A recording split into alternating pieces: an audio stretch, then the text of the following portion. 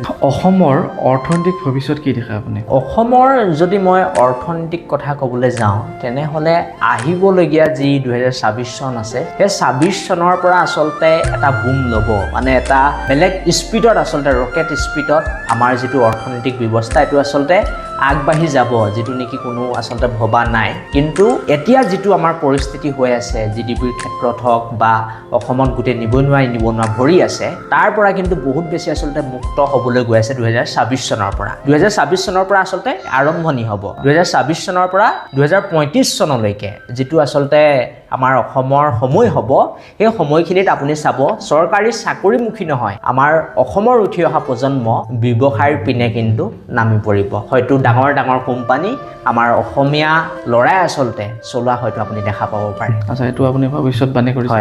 বৰ্তমান যদি আমি অৰ্থনীতিৰ বিষয়ে জানিবলৈ যাওঁ, যিমানখিনি আমি এইটো জানো, তো অসমৰ বৰ্তমান অৰ্থনৈতিক অৱস্থা বহুত বেয়া।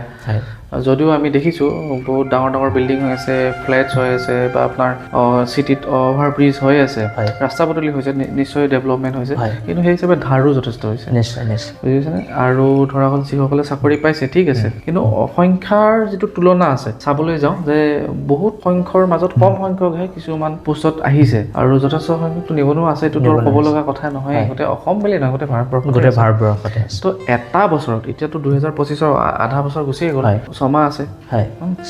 তো এই 6 মাহৰ পিছত 26ৰ পৰা আপুনি কৈছে যে অৰ্থনৈতিক অৱস্থা ভাল হ'ব।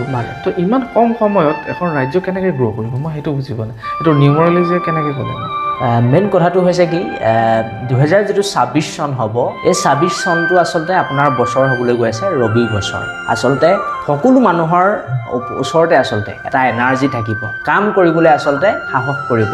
আৰু যেতিয়া আচলতে 2026 চনলৈ দুটামান মাহ বাকী থাকিব, নৱেম্বৰ যেতিয়া সোমাই যাব ন 25ৰ, তাৰ পাছৰ পৰাই আপুনিও লক্ষ্য কৰিব যে আপোনাৰ গাত এটা এনাৰ্জি আহি গৈছে। যিহেতু সূৰ্যক আমি জানো বহুত বেছি আচলতে সূৰ্যৰ আচলতে তাপ আছে, শক্তি আছে। গতিকে সকলো মানুহৰ মাইণ্ডত এটা বস্তু আহি যাব যে এই বছৰটোৰ পৰা, নতুন বছৰটোৰ পৰা মই কিবা এটা নতুন কৰিব লাগিব। আৰু সেইটো হয়তো যিসকলে চৰকাৰী চাকৰিৰ পৰিকল্পনা কৰি আছিলে তেওঁলোকে নিশ্চয় চৰকাৰী চাকৰিৰ বাবে প্ৰিপেৰেশ্যন কৰি থাকিব, প্ৰস্তুতি চলাই থাকিব, কিন্তু তাৰ মাজেৰে নতুন নতুন ব্যৱসায়, নতুন নতুন কোম্পানী খোলাৰ তেওঁলোকে চিন্তা কৰিব। আৰু বহুত আচলতে উদ্যোগ আমাৰ অসমৰ ল'ৰাই আচলতে এই 2026 চনৰ পৰাই আচলতে আৰম্ভ কৰিবলৈ গৈ আছে। আৰু এই ক্ষেত্ৰত আচলতে আমাৰ যি অসম চৰকাৰ হওক, এই অসম চৰকাৰো কিন্তু লাহে লাহে সহায় কৰিবলৈ গৈ আছে। আচ্ছা, আপুনি যিটো কথা ক'লে যদি এনেদৰে হয় তেতিয়াহ'লেতো আমি খুব কম সময়ত দেখিবলৈ পাম আৰু যথেষ্ট ভালো লাগিব।